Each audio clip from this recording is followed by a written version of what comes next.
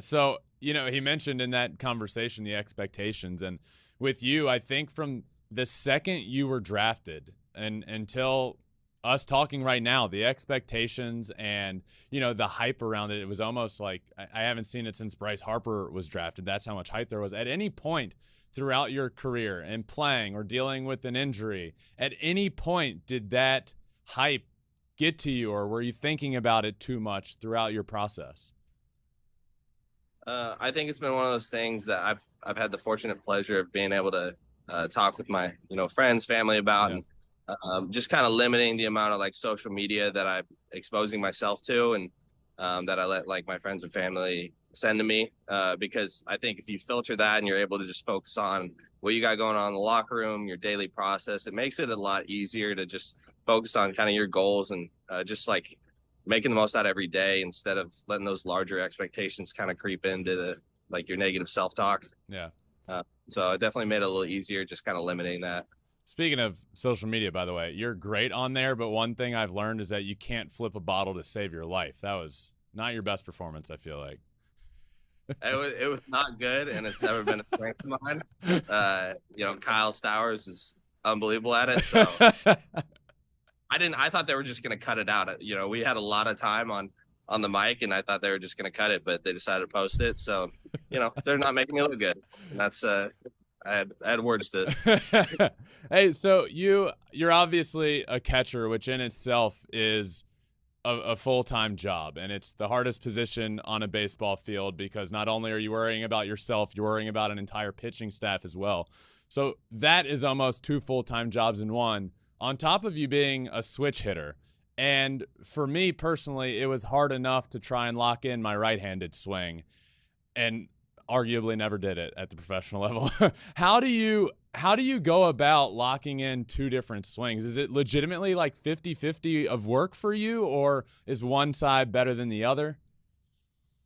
It's just different every single day. For me, they're two different swings, and I try to treat them as two different swings. You gotta try and like, I guess, balance out your workload because you want to manage your swings. And some days right-handed needs a little more love, and other days left-handed needs a little more love. And you try and just kind of figure out what works for you on a daily basis to get your like head and swing in the right spot to go out and compete. I saw, well, so far this year as a catcher, you've played in every game, which is awesome. Now some DHing obviously, but my question to you is there any chance that we're getting to 2,633 consecutive games and breaking the Iron Man's record? I mean, that'd be awesome, but I don't know if that's gonna happen.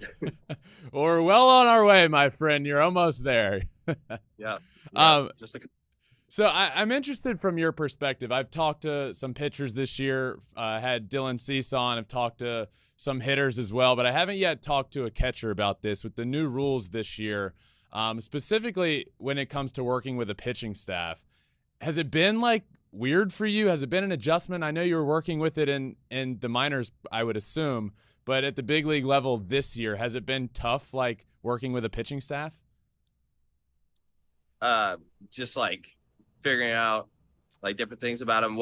I guess what specifically do you want to know? Yeah, like in terms of having to call the game, and it's kind of like a mental back and forth sometimes with a catcher and a batter and a pitcher. Has it made your life any more difficult at all with the pitch timer and having to rush a pitcher along at all, or calling a game a specific way?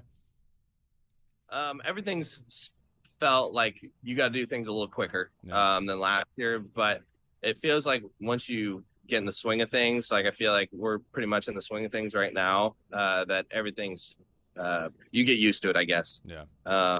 So like we have all of our game plans and stuff beforehand, and it's just about making sure that we allow the pitchers enough time if they want to shake, and yeah, but that's everything's just a little quicker. Yeah.